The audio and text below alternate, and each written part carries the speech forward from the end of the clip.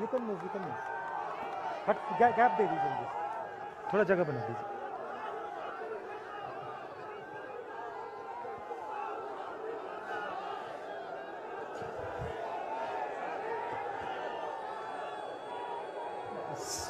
Stage पे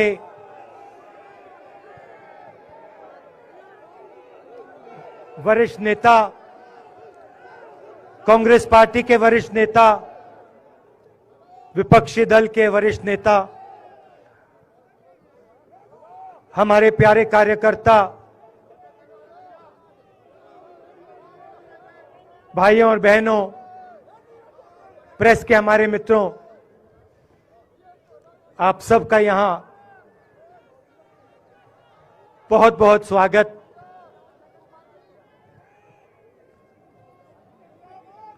आप आज यहां बर्फ में खड़े हैं, मगर आप में से किसी को सर्दी नहीं लग रही है। आप बारिश में खड़े हुए, कोई भीगा नहीं। गर्मी में आपको गर्मी नहीं लगी, सर्दी में आपको सर्दी नहीं लग रही है, क्योंकि देश की शक्ति आपके साथ है।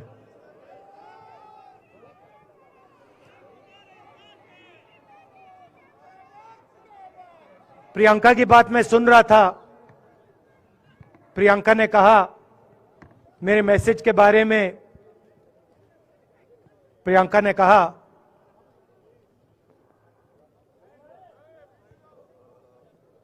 नॉर्मली होता नहीं है, मगर मेरे आंख में आंसू आए।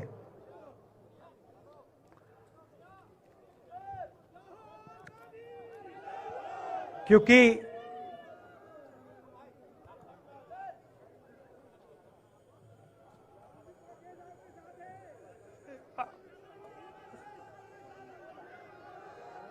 मैं कन्याकुमारी से चला, शुरुआत की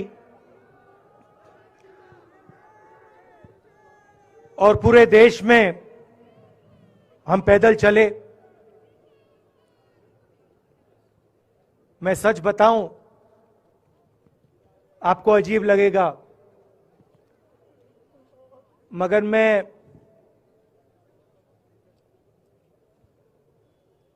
बहुत सालों के लिए हर रोज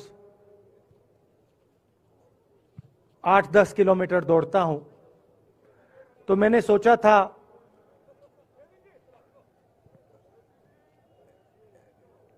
देश कन्याकुमारी से कश्मीर चलने में इतनी मुश्किल नहीं होगी। मेरे दिल में था कि आसान होगा, फिजिकली मेरे लिए ये मुश्किल काम, मैंने सोचा था मुश्किल काम नहीं होगा। शायद मैं काफी वर्जिश करता हूं, थोड़ा सा अहंकार आ गया, जैसे आ जाता है।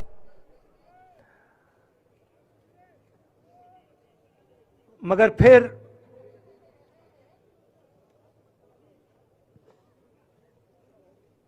बात बदल गई।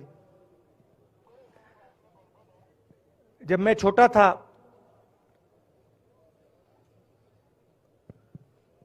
फुटबॉल खेलता था,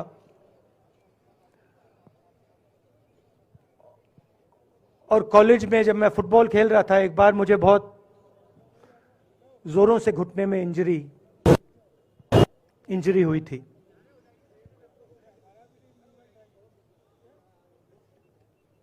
मैं उसको भूल गया था।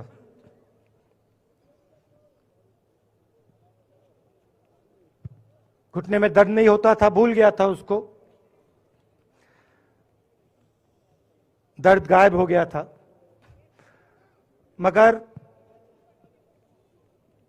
कन्याकुमारी से 5-7 दिन बाद घुटने में प्रॉब्लम आई, और जबरदस्त प्रॉब्लम आई। पूरा अहंकार उतर गया और मैं सोचने लगा क्या मैं ये जो 3,500 किलोमीटर हैं, क्या मैं इनको चल पाऊंगा या नहीं। तो जो मैंने सोचा था आसान काम होगा, वो काफी मुश्किल हो गया। मगर फिर मैंने किसी ना किसी तरीके से ये काम पूरा कर दिया। बहुत कुछ सीखने को मिला, बहुत कुछ सीखने को मिला। मैं आपको बोलूं तो दर्द सहना पड़ा काफी, मगर सह लिया। रास्ते में एक दिन मुझे दर्द हो रहा था, काफी दर्द हो रहा था, और मैं सोच रहा था अब 6-7 घंटे और चलने हैं। और उस दिन मुझे लग रहा था कि आज मुश्किल है।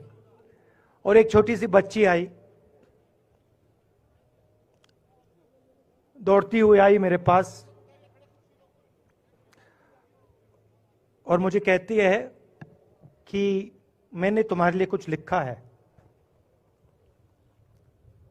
मगर तुम अभी मत पढ़ो, इसको बाद में पढ़ना।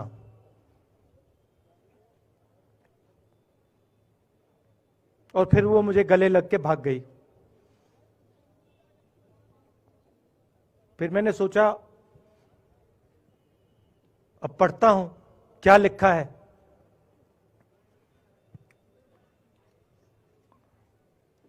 तो उसने लिखा था कि मुझे दिख रहा है कि आपके घुटने में दर्द है, क्योंकि आप जब उस पैर पे वजन डालते हो तो आपके चेहरे पे दिखता है कि दर्द है। मगर मैं आपको बताना चाहती हूं कि मैं आपके साथ कन्याकुमारी नहीं चल सकती हूं, क्योंकि मेरे माता पिता नहीं चलने दे रहे हैं। मगर मैं दिल में आपके साथ, आपके साइड में चल रही हूं, क्योंकि मैं जानती हूं कि आप अपने लिए नहीं चल रहे हो, आप मेरे लिए चल रहे हो, और आप मेरे भविष्य के लिए चल रहे हो। और उसी सेकंड में, पता नहीं अजीब सी बात है, उसी सेकंड मेरा दर्द उस दिन के लिए गायब हो गया। दूसरी बात, मैं चल रहा था और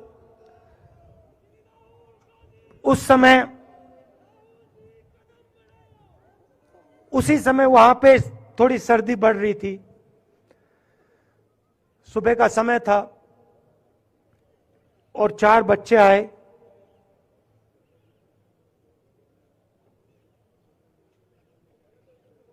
पता नहीं कहना चाहिए या नहीं।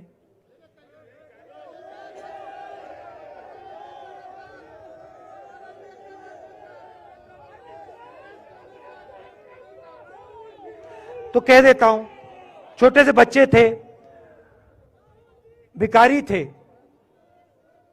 भीख मांगते थे, और मेरे पास आए। कपड़े नहीं थे, मैंने देखा। शायद मजदूरी भी करते थे तो थोड़ी मट्टी थी उन पे। खैर, मैं ये चीजें देखता नहीं हूं, तो मैं उनके साथ गले लगा, घुटनों पे गया, ऐसे उनको पकड़ा मैंने, क्योंकि मैं उनकी लेवल पे रहना चाहता था। और फिर, नहीं सुनिए, मैं ये बात कहना नहीं चाह रहा था, मगर कह दूंगा। तो उनको ठंड लग रही थी, वो कांप रहे थे। शायद उनको खाना नहीं मिला था, छोटे बच्चे मजदूरी कर रहे थे।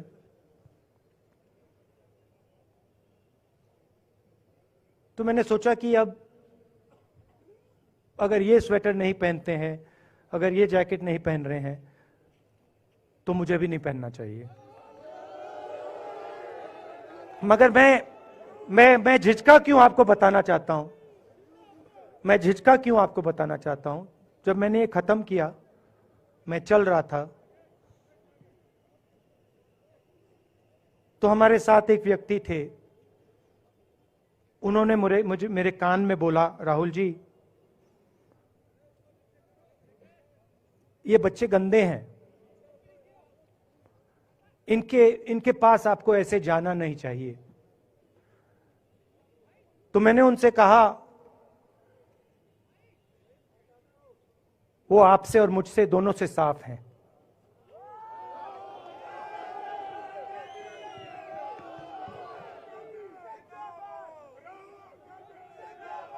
तो देश में कभी कभी यह विचारधारा दिखाई दे जाती है। दूसरी बात आपको बता देता हूं, शायद लोगों को अच्छी ना लगे। जब मैं चल रहा था, आपने देखा होगा कि बहुत सारी महिलाएं रो रही थी। आपने देखा? आपको मालूम है क्यों रो रही थी? नहीं, उसमें से बहुत सारी महिलाएं इमोशनल थी, मुझसे मिलकर रो रही थी। मगर उसमें बहुत सारी ऐसी भी महिलाएं थी जिन्होंने मुझे बोला कि उनके साथ बलात्कार हुआ है, उनको किसी ने मोलेस्ट किया है, उनके किसी रिश्तेदार ने उनको मोलेस्ट किया है। और जब मैं उनसे बोलता था, बहन मैं पुलिस को बताऊं, तो मुझे कहती थी, राहुल जी पुलिस को मत बताइए, हम चाहते हैं कि आपको यह बात मालूम हो, मगर पुलिस को मत बताइए, हमारा और भी नुकसान हो जाएगा। तो ये हमारी देश की सच्चाई है। ऐसी बहुत सारी और मैं कहानियां आपको बता सकता हूं।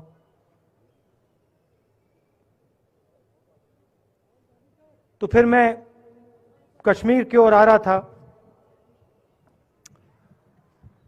और मैं सोच रहा था कि इसी रास्ते पे मैं नीचे से ऊपर जा रहा हूं। मैं सोच रहा था कि इसी रास्ते से सालों पहले मेरे रिश्तेदार नीचे से ऊपर आए, सॉरी ऊपर से नीचे आए, कश्मीर से इलाहाबाद गंगा की ओर गए। और मुझे ऐसा लग रहा था कि मैं वापस अपने घर जा रहा हूं।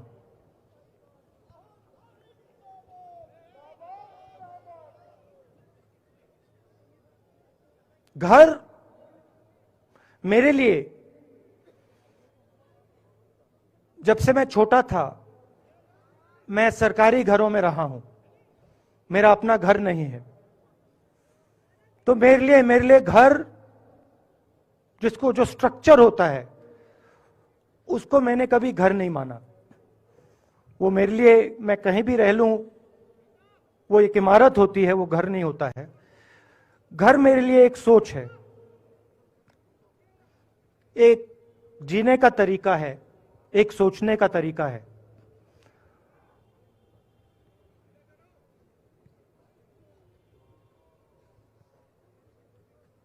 और यहां पे जिस चीज को आप कश्मीरियत कहते हो, उसको मैं अपना घर मानता हूं। अब ये कश्मीरियत है क्या?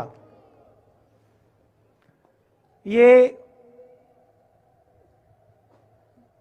जो शिव जी की सोच है एक तरफ,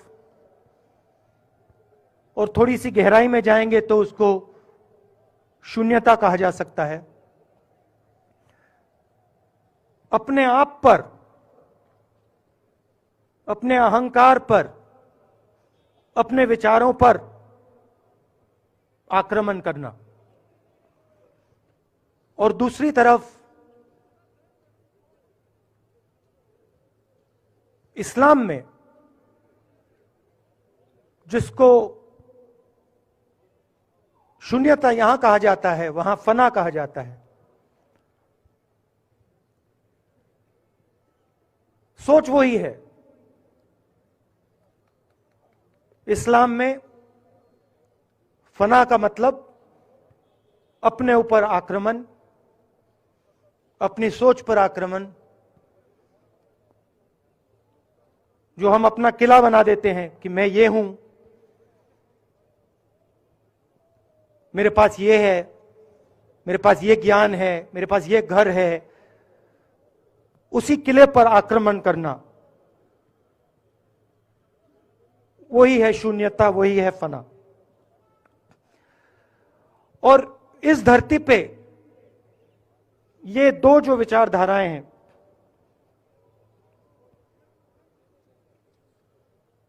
इनका एक बहुत गहरा रिश्ता है और ये सालों से रिश्ता है,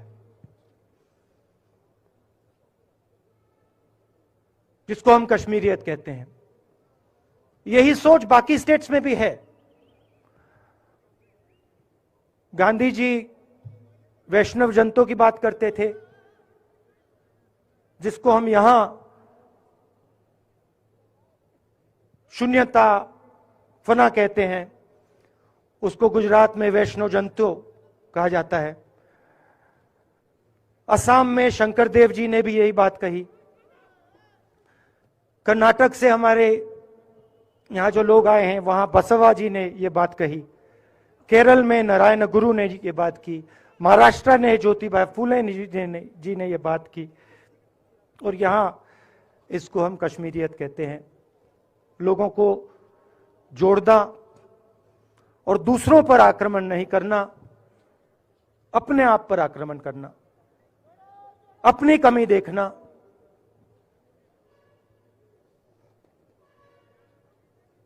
मैंने आपको कहा कि मेरा परिवार कश्मीर से गंगा की ओर गया था।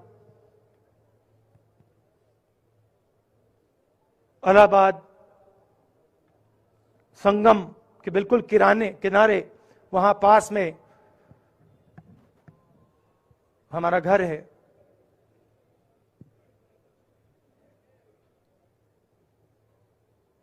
तो जब यहां से वो वहां गए, उन्होंने कश्मीरियत की जो सोच थी उसको गंगा में डाला था।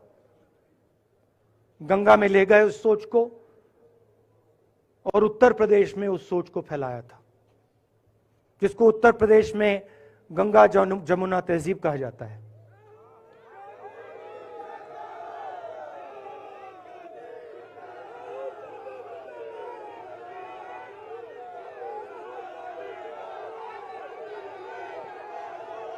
तो उन्होंने, मेरे परिवार ने छोटा सा काम, कोई बड़ा काम नहीं किया।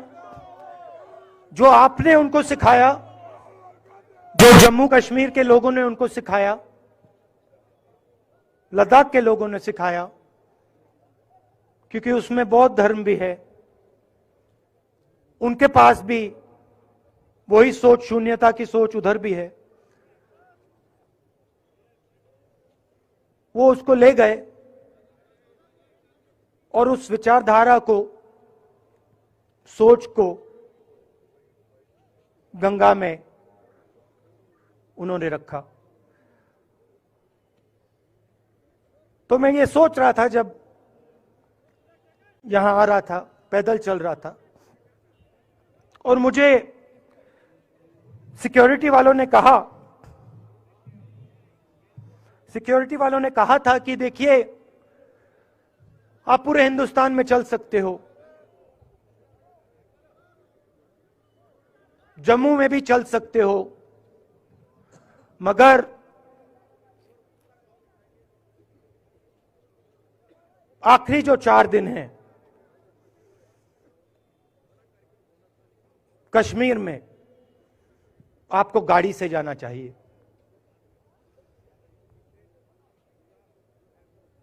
वेणुगोपाल जी ने मुझे कहा पहले, और जो ऑर्गेनाइज कर रहे थे उन्होंने कहा। 3-4 दिन पहले एडमिनिस्ट्रेशन ने कहा कि देखिए, शायद डराने के लिए कि देखिए अगर आप पैदल चलेंगे तो आपके ऊपर ग्रेनेड फेंका जाएगा। तो मैंने सोचा,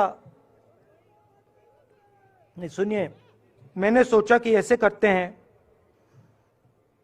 मैं अपने घर वापस जा रहा हूं, 4 दिन पैदल चलूंगा, अपने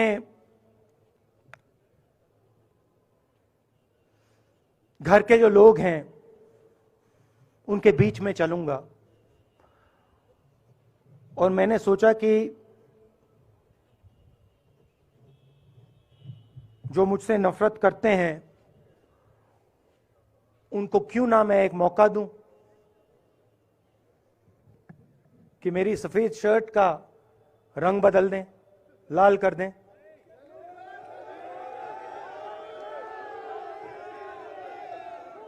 क्योंकि मेरे परिवार ने मुझे सिखाया है, गांधी जी ने मुझे सिखाया है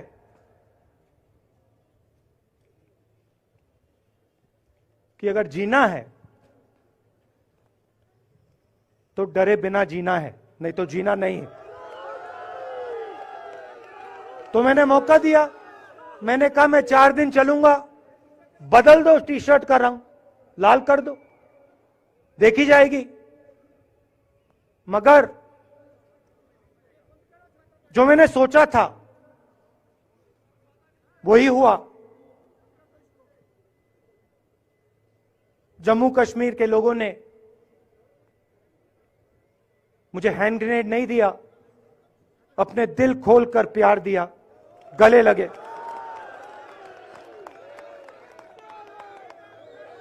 और मुझे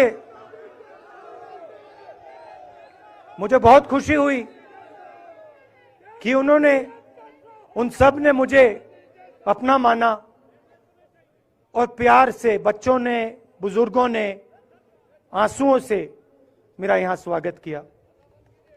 मैं अब जम्मू कश्मीर के लोगों से और जो यहां हमारे सेना के लोग काम करते हैं, सीआरपीएफ के लोग काम करते हैं, उनको मैं कुछ कहना चाहता हूं। सबको, जम्मू कश्मीर के युवाओं को, बच्चों को, माताओं को, सबको, सीआरपीएफ के, बीएसएफ के, आर्मी के जवानों को, उनके परिवारों को, उनके बच्चों को मैं कहना चाहता हूं, देखिए मैं हिंसा को समझता हूं, मैंने हिंसा सही है, देखी है। जो हिंसा नहीं सहता है, जिसने हिंसा नहीं देखी है, उसे यह बात समझ नहीं आएगी। जैसे मोदी जी हैं, अमित शाह जी हैं, आरएसएस के लोग हैं, उन्होंने हिंसा नहीं देखी है।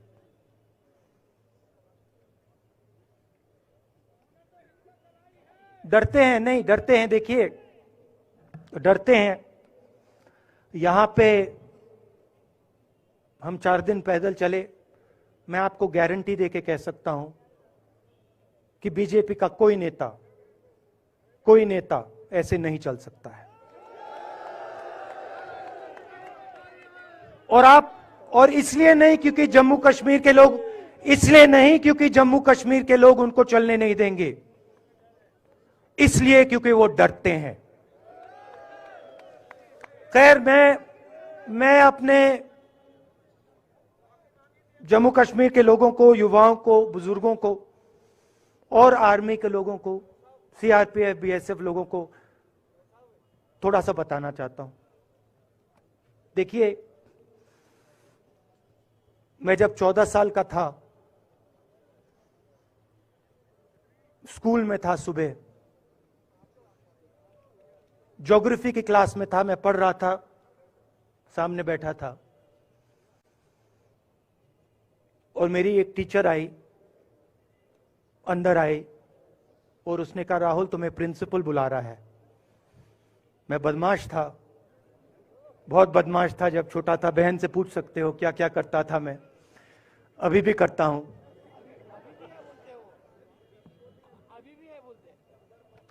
मैंने सोचा प्रिंसिपल बुला रहा है, मैंने कुछ गलती की होगी, अब मार पिटेगी। वहां पे केनिंग होती थी, मैंने सोचा था अब केनिंग होगी मेरी। मगर जब मैं चल रहा था, जिस टीचर ने मुझे बुलाया उसको देखकर मुझे कुछ अजीब सा लगा। और जब मैं प्रिंसिपल के ऑफिस पहुंचा तो प्रिंसिपल ने कहा राहुल तुम्हारे घर से फोन कॉल है।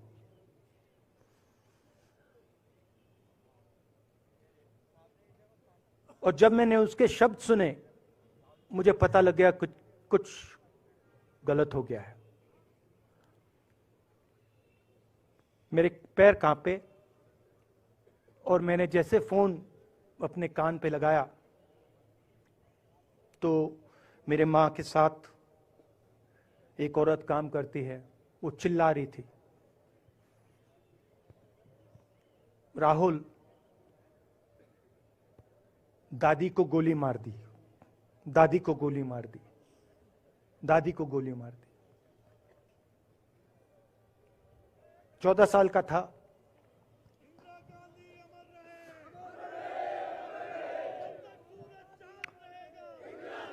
देखिए ये जो मैं कह रहा हूं, ये जो मैं अभी कह रहा हूं, ये बात प्रधानमंत्री को नहीं समझ आएगी, ये बात अमित शाह जी को नहीं समझ आएगी, ये बात डोवल जी को भी नहीं समझ आएगी, मगर ये बात कश्मीर के लोगों को समझ आएगी, ये बात सीआरपीएफ के लोगों को समझ आएगी, ये बात आर्मी के लोगों को समझ आएगी, उनके परिवारों को समझ आएगी। तो उन्होंने मुझे कहा, नाम ओंगमू है उसका, उसने कहा दादी को गोली लग गई, दादी को गोली लग गई। और फिर मुझे गाड़ी में वापस ले गए, प्रियंका को मैंने स्कूल से उठाया, मैं वापस गए।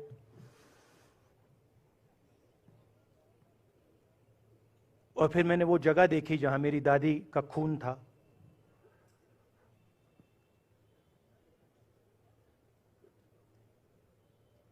पापा आए, मां आई। मां बिल्कुल हिल गई थी, बोल नहीं पा रही थी।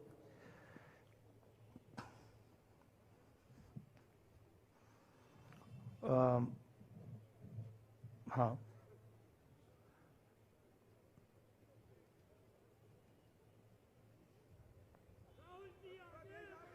फिर क्या हुआ? तो जब जो हम लोग हैं जिन्होंने हिंसा देखी है,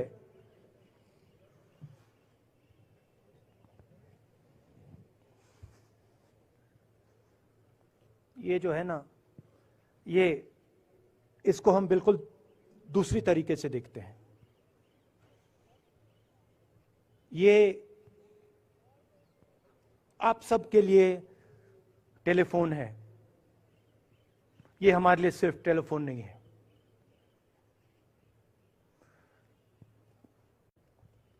उसके बाद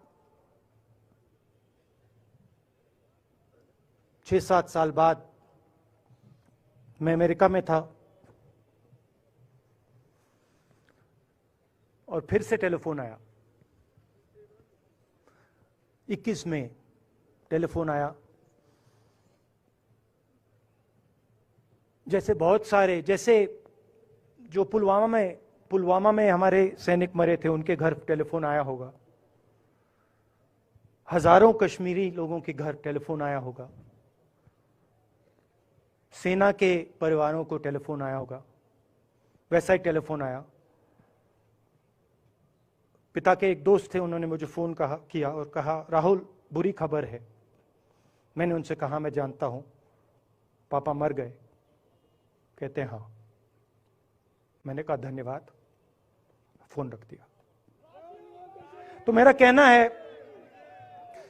कहना है जो हिंसा करवाता है, जैसे मोदी जी हैं, अमित शाह जी हैं, अजीत डोवल जी हैं, आरएसएस के लोग हैं, वो इस बात को समझ नहीं सकते हैं, वो दर्द को समझ नहीं सकते हैं। हम समझ सकते हैं। पुलवामा के जो सैनिक थे, उनके बच्चों के दिल में क्या हुआ मैं जानता हूं। मेरे दिल में वही हुआ है जो यहां पे कश्मीर में लोग मरते हैं, उनके दिल में क्या होता है। जब फोन कॉल आता है क्या लगता है, वो मैं समझता हूं, मेरी बहन समझती है। तो कल किसी जर्नलिस्ट ने मुझसे पूछा यात्रा का क्या लक्ष्य है।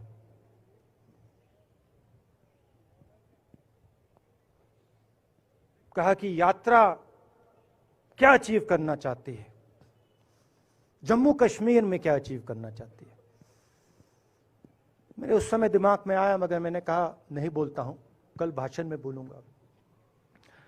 यात्रा का लक्ष्य है कि ये जो फोन कॉल हैं, चाहे ये आर्मी के हों, चाहे सीआरपीएफ के हों, चाहे ये कश्मीर के लोगों के हो, ये फोन कॉल बंद हो जाए।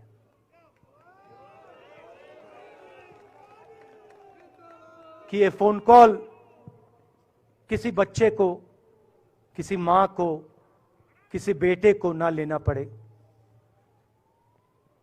मेरा लक्ष्य ये जो फोन कॉल हैं इनको बंद करने का है। अब देखिए, बीजेपी आरएसएस के लोग आक्रमण किस चीज पे कर रहे हैं। मुझे गाली देते हैं,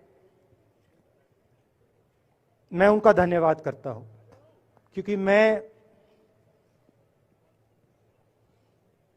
मैंने आपको शून्यता की बात की, शिव की बात की, उसको मैं समझता हूं और मैं दिल से उनका धन्यवाद करता हूं कि जितना भी वो मेरे ऊपर प्रेशर डालें, जितनी भी गाली लगाएं, जो भी वो करें, उससे मैं सिर्फ सीखता हूं।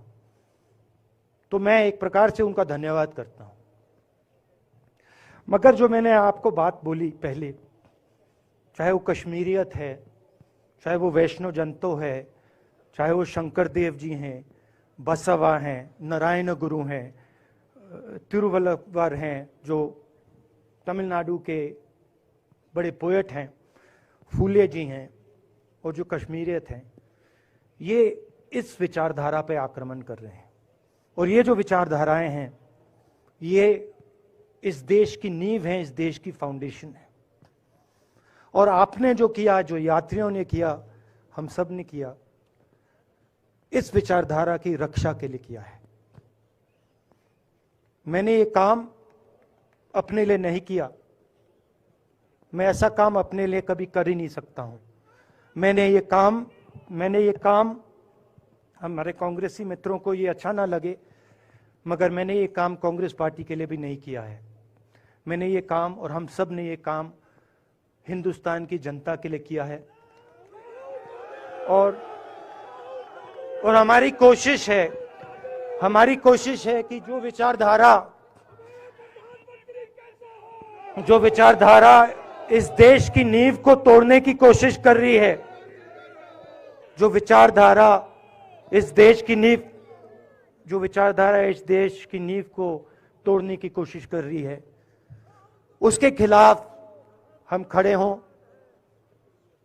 मिलकर खड़े हों, नफरत से नहीं, क्योंकि वो हमारा तरीका नहीं है, मोहब्बत से खड़े हों। मैं जानता हूं कि अगर हम मोहब्बत से खड़े होंगे, प्यार से बात रखेंगे, तो हमें सफलता मिलेगी। और उनकी जो विचारधारा है, उसको हम सिर्फ हराएंगे नहीं, मगर उस विचारधारा को हम उनके दिलों से निकाल देंगे। तो आपने, देश की जनता ने हमारा समर्थन किया। हमारी कोशिश है कि हमें, बीजेपी ने एक जीने का तरीका, राजनीतिक तरीका दिखाया है। हमारी कोशिश है कि हम एक और तरीका, जो हिंदुस्तान का तरीका है, मोहब्बत का तरीका है, वो हम देश को दिखाएं। हम देश को याद दिलाएं कि हिंदुस्तान मोहब्बत का देश है, इज्जत का देश है, भाईचारे का देश। तो हमने जो कहा था, छोटा सा कदम लिया है, बड़ा कदम नहीं है। नफरत के बाजार में मोहब्बत की दुकान खोलने की कोशिश की। धन्यवाद। जय हिंद।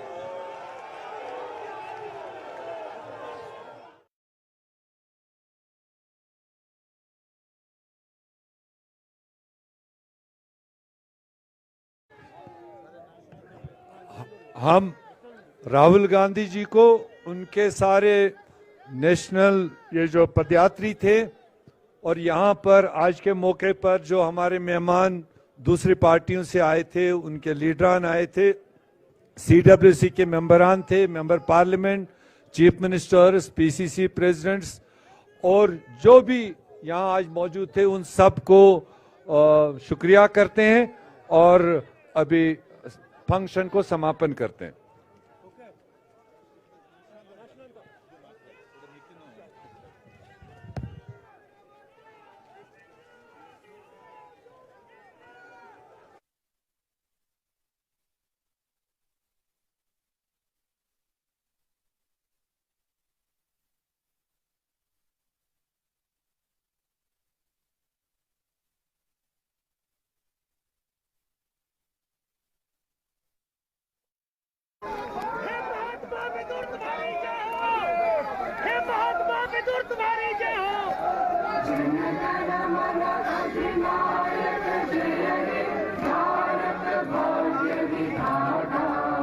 पंजाब सिंध गुजरात मराठा द्राविड़ उत्कल बंगा विंध्य हिमाचल यमुना गंगा उज्जल जलधि तरंगा तव शुभ नामे जागे तव शुभ आशीष मांगे गाहे तव जय गाथा जन गण मंगलदायक जय हे भारत भाग्य विधाता जय हे जय हे जय हे जय जय जय जय हे।